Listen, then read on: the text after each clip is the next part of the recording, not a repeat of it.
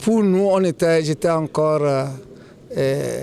jeune, en terminale, si bien que, comme les militaires avaient dit, vive la révolution, et que nous aussi, nous étions des élèves, des étudiants, enfin les élèves ou étudiants versés dans les activités politiques, on était très contents qu'on dise que c'est la révolution. Et j'ai participé d'une manière ou d'une autre par le FACEN, Front d'action commun des élèves et étudiants du Nord. En ce moment, on a participé à la rédaction du discours-programme qui va être le programme donc, des militaires qui ont pris le pouvoir. Donc de ce point de vue, il faut dire que j'ai participé entièrement avec d'autres camarades au discours-programme. Donc on était contents de la révolution. Et effectivement, on l'a menée jusqu'à 1972-1974. Et là où nous ne nous sommes plus entendus, c'est quand on a commencé à dissoudre les organisations de jeunes, FACEN, UGED, les autres organisations de jeunes, partis ou des travailleurs, pour mettre sur pied les nouvelles structures de pouvoir avec les COJ, COF, les nouvelles structures. Ça, à partir de ce moment, on s'est inquiété pour dire est-ce vraiment ça là, cette révolution va nous amener au bout. Et c'est comme ça qu'on a commencé à s'organiser pour voir s'il n'y a pas d'autres alternatives, d'autres choses possibles pour la révolution, parce que nous voulons la révolution en fait. Nous avons constaté que certains qui étaient du pouvoir là n'étaient pas vraiment des révolutionnaires.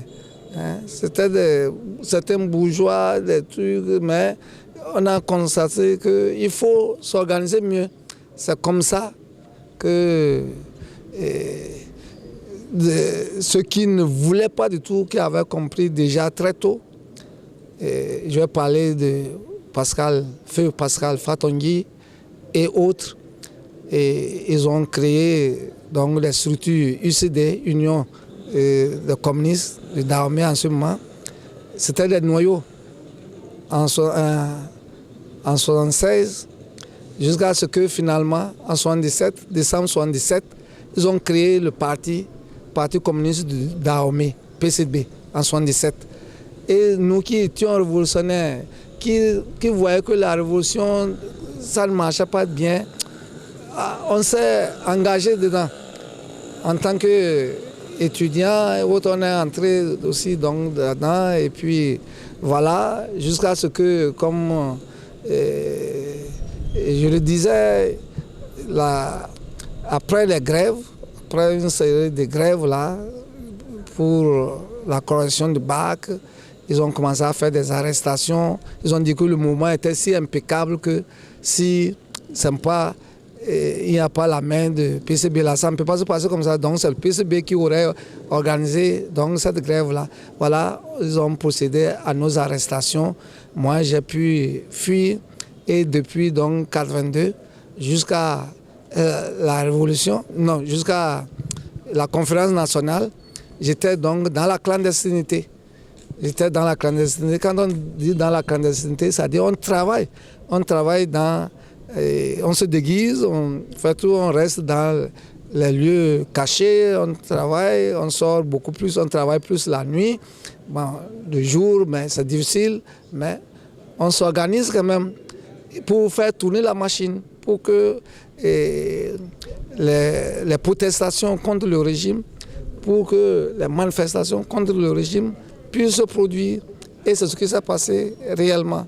Moi, je pense que déjà là, la révolution a libéré quand même les gens. Je veux dire, les gens, même la répression là, dont on parle, où j'ai échappé, par exemple, aux arrestations, tout ça là, et beaucoup sont allés à Segbana en prison, tout ça là. Ça nous a forgé, ça nous a forcé, ça nous a formé, de telle sorte que il y a eu une nouvelle prise de conscience. Et les jeunes aussi, beaucoup de gens, on a formé donc des gens qui sont prêts à dire non quand c'est non, à dire oui quand c'est oui, à ne pas avoir peur. Donc, de ce point de vue, il y a quand même disons, ce terreau-là que je pense fertile, qui pour demain, ça pourra bâtir vraiment le Bénin. Malgré la répression, malgré tout ça là, le révolutionnaire, les jeunes, ils doivent avancer. Ils doivent avancer. Seule la lutte paye.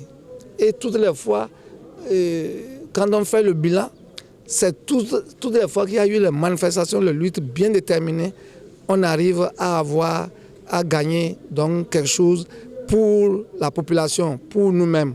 Pour nous-mêmes, notre propre intérêt, c'est de voir la population, une grande partie donc, de la population, contente, jouir de fruits de leur travail, avoir la liberté de circuler, de